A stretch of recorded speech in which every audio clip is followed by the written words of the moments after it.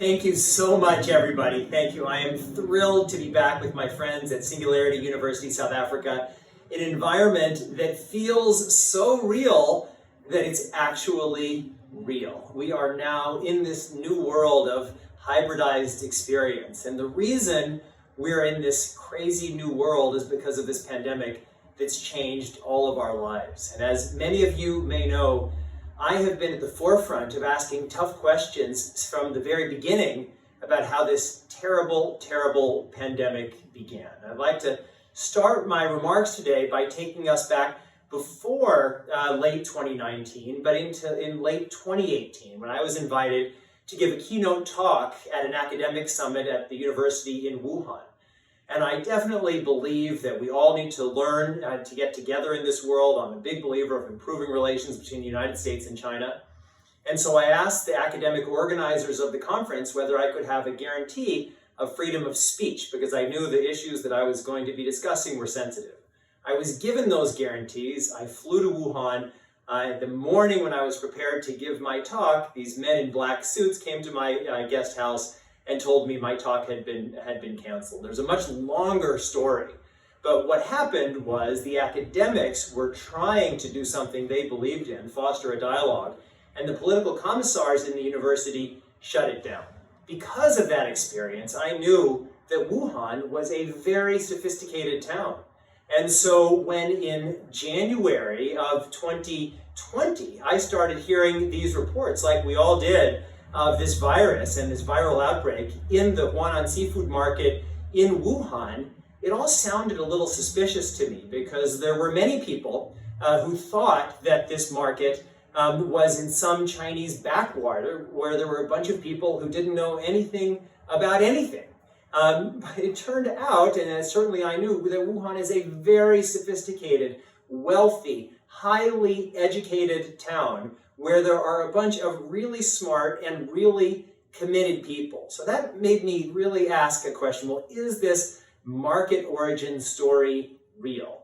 And then in late January 2020, a report came out in the British journal, The Lancet, and that showed that more than a third of the earliest cases of infection were of people who had absolutely no connection to the Wuhan seafood market or any market. And that made it pretty clear to me, and I think to the Chinese government, that this pandemic did not begin in this market or in any market, but the market was a place where this was amplified. But then something strange happened. I noticed, as we all did, that the Chinese government kept telling this same story that I believe they knew to be a lie. And then we had this very strange mix of events because the Chinese government was telling that story, and there got to be a very weird environment here in the United States and around the world, because China from day one started destroying samples, hiding records, imprisoning and silencing whistleblowers and citizen journalists. They very quickly established a gag order preventing Chinese scientists from saying or writing anything about pandemic origins without prior government approval. So there wasn't a lot of accurate information that was coming out of China other than the Chinese government propaganda. Lots of experts, many of whom are friends of mine in the outside world, the United States and elsewhere, because of this, didn't have a lot of information and were afraid of stepping forward. And into that environment, a very small number of leading scientists and epidemiologists in the West, people like Peter Daszak of EcoHealth Alliance, they stepped into this fray and established and declared a fake and unsupportable certainty, saying that they believed that the pandemic started from a zoonotic jump from animals to humans in the wild, and that any suggestion of a possible lab incident origin was what they called a conspiracy theory. At this point, I was already asking some really, really tough questions about where this pandemic started. And certainly it's credible to think that there's a possibility to jump from animals to humans in the wild. That's how most pandemics in all of human history have begun. But there is also a very, very real possibility that this started from an accidental lab incident. And here's why. We know and knew very early on that the SARS-CoV-2 virus has a backbone which comes from a horseshoe bat coronavirus. We know that Wuhan is far away from the natural migratory path of horseshoe bats. Wuhan does not have horseshoe bats other than in the Wuhan Institute of Virology, we later learned. But what does it have? It has one of China's only level 4 virology institutes, with the world's largest collection of bat coronaviruses, which we knew then and know now was doing very aggressive research, whatever you want to call it, designed to make scary pathogenic viruses more scary. We know all of that. We also know and knew very early on that the SARS-CoV-2 virus, when it emerged, was very well adapted for transmission from to humans and between humans. As a matter of fact, to this day, the SARS-CoV-2 virus is better able to infect humans than any other animals, including bats. So there's a lot of information. So this information is starting to come out. I talked about the Chinese misinformation and propaganda campaign. I talked about people like Peter Daszak, who came out with these very high-profile letter in the Lancet in February 2020.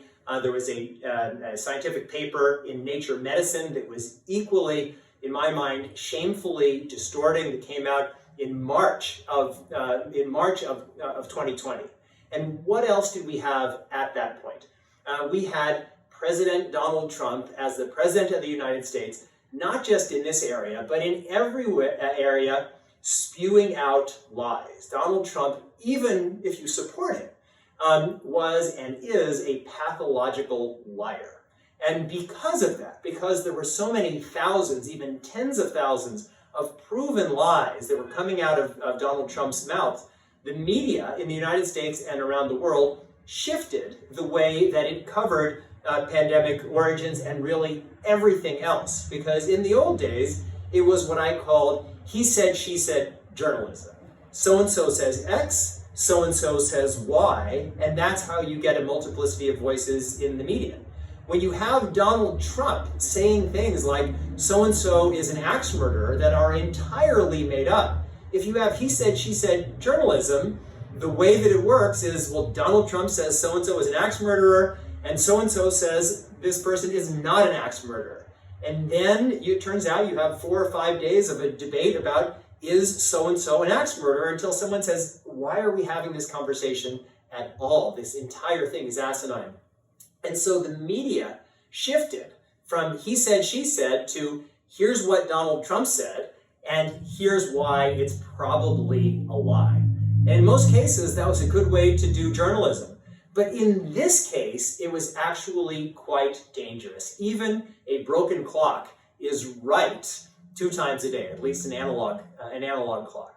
And so the media was saying, all right, here's what happened. Here's what Donald Trump is saying. Here's why it's a lie. And what resources, what sources did they have to refute what Donald Trump was saying? It wasn't the majority of scientists in the outside world who were afraid to say anything, in part because they didn't have the information.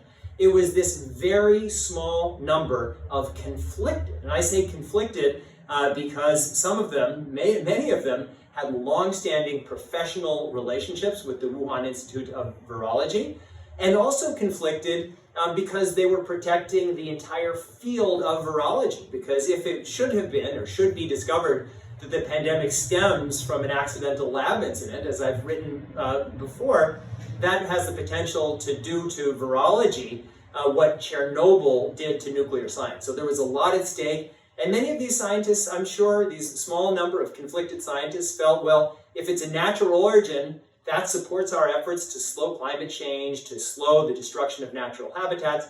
If it's a lab origin, it kind of destroys our field. We have much more regulation. It interferes with international cooperation with Chinese and others. So there were real stakeholders. And so because of that, there was Donald Trump, a known liar, possibly in this case accidentally even saying the truth.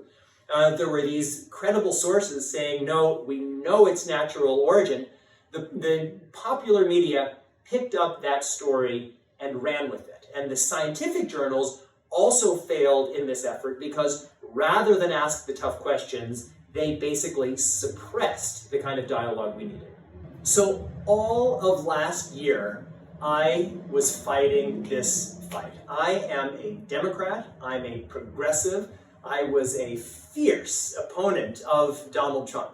I'm a member of the WHO Advisory Committee on Human Genome Editing. I am deeply committed to global public health and supporting the necessary, essential work of the WHO.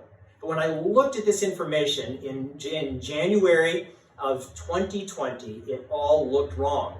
And I started speaking up, and I started speaking up more and more loudly. In April of 2020, I launched my website on pandemic origins, and I just started bringing together all of the evidence that I could find. And I felt it was very, very strong circumstantial evidence. It didn't then, and doesn't today, absolutely prove a lab incident origin. But I think that the evidence, the weight of the evidence, largely circumstantial, certainly bends in favor of a lab incident origin. And I started reaching out to friends, to others, to people in the media, people in government and elsewhere. And I got a lot of very strong pushback. David Quammen, for example, who is one of my heroes, one of the great writers about natural spillovers and the danger of pandemics, he wrote the most insulting email back to me when I said, here's the evidence that I've compiled. You should be more open-minded. We really need to look openly at how this pandemic started. He said, just a quick question for you. Do you believe one person killed JFK, or were there more people involved? The implications were clear. Anybody who was challenging the orthodoxy was a conspiracy theorist. It just so happened that a close friend of mine, Matt Pottinger, was on the Deputy U.S. National Security Advisor. As I said, I'm a Democrat. Matt is a Republican. I've known him for many, many years, and I trust him. So I was sending him my information, and it was this crazy, crazy thing where Matt was sharing my website with others inside the United States government and with allied governments as the case, saying, hey, we should look into this. There wasn't a systematic strategy for looking into it, shockingly, by the United States government. So for all of last year, I and a small number of others were pushing, not saying we know this is a lab incident origin. What we were saying is we have to have a full investigation because it very well could be a lab incident origin, and it really matters what the origin is. You could say after every plane crash, we should redouble our efforts in support of airplane security. But the reason we investigate each crash is we need to know what went wrong in order to prioritize our responses. That's certainly what we need now. But for all of last year, there was this incredible block. And there was a small group of us, what's now been called the Paris Group, a group centered around a small number of very courageous French academics who pulled together a group of about 24 scientists and experts. And starting last year, we started to have regular virtual academic-style conferences where we would present data, present papers, challenge each other to really try to get to the bottom of how this terrible crisis began. But then let me go back and talk a little bit about the politics of figuring this out.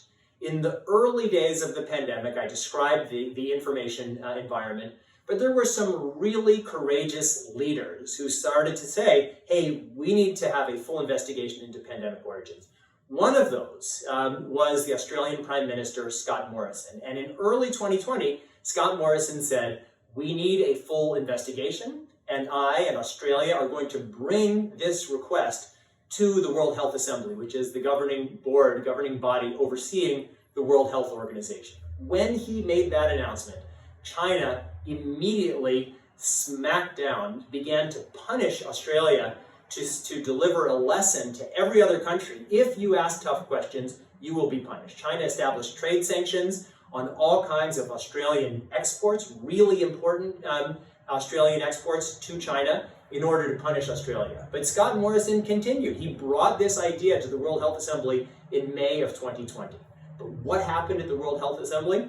The Australian proposal was brushed under the carpet, and what passed was a Chinese-supported resolution, not calling for a full investigation into pandemic origins, but essentially calling for a Chinese-controlled joint meaning Chinese and international independent committee, study into what they called the zoonotic origins of the virus. What that means is not an investigation into the origins of the pandemic, but a Chinese-controlled joint study into the single hypothesis that it jumped from animals to humans in the wild.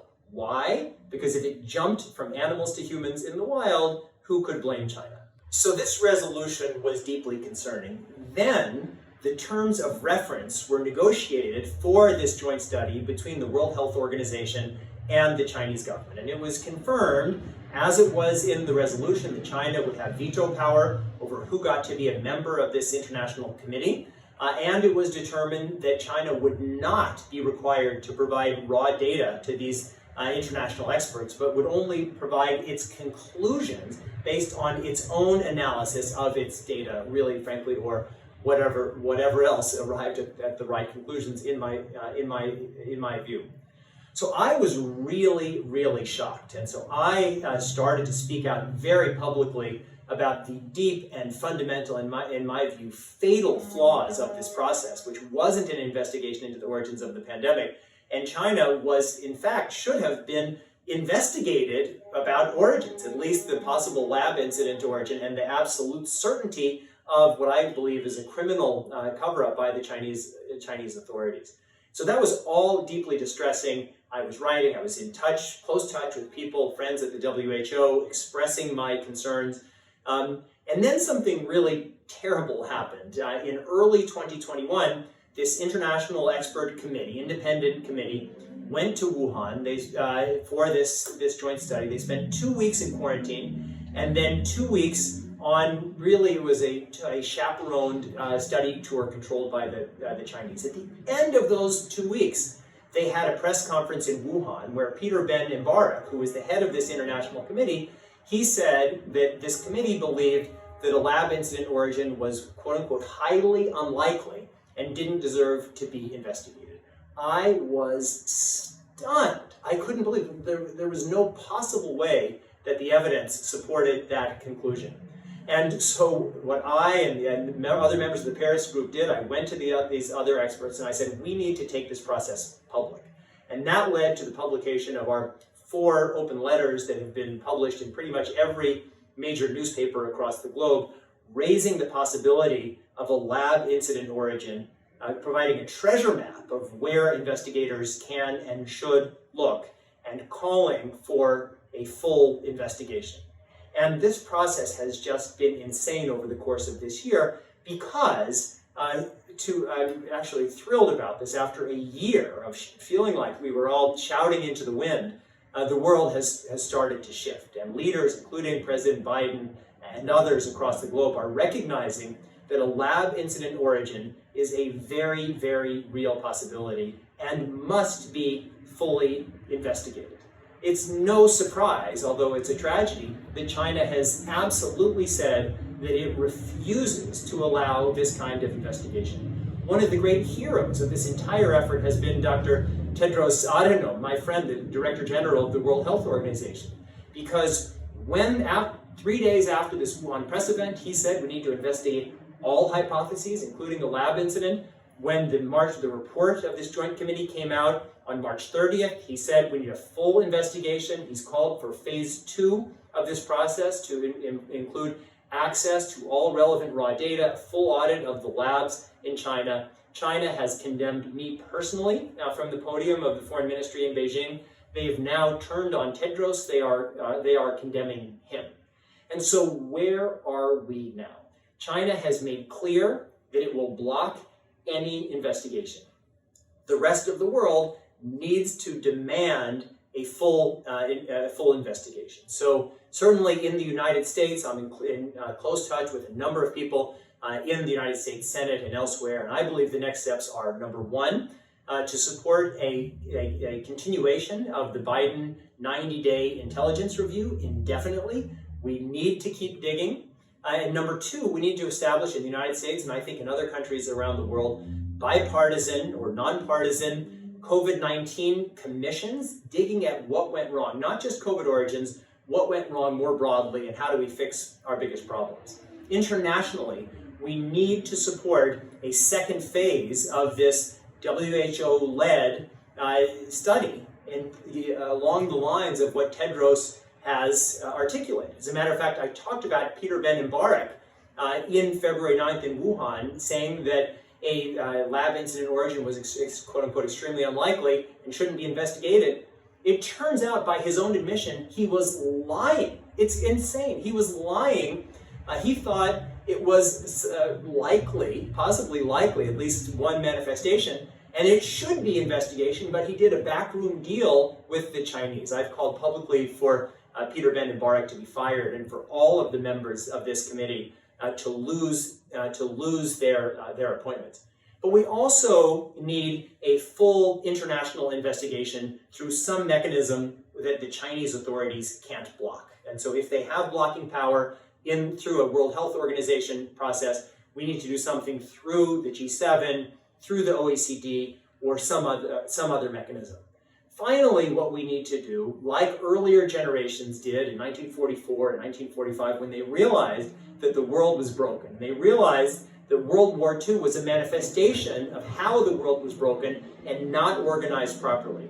And they started to imagine what a different world would look like. We now live in that world, and it's protected us from a lot of things. It's not perfect, and we're seeing its flaws and shortcomings now. We need to have that same kind of effort, imagining a world where everyone is safe, where everyone is protected, certainly from pandemics, where there is broad public health coverage that allows people to keep themselves, their families, and their communities safe. And that's why we need courage. We need vision. We need fearlessness in getting to the bottom what went wrong and fixing our problems. We cannot give China veto power over whether or not we investigate the worst pandemic in over a century, with an estimated 15 million people now dead. This pandemic is a wake-up call. The question for all of us is whether we will wake up. Thank you so much.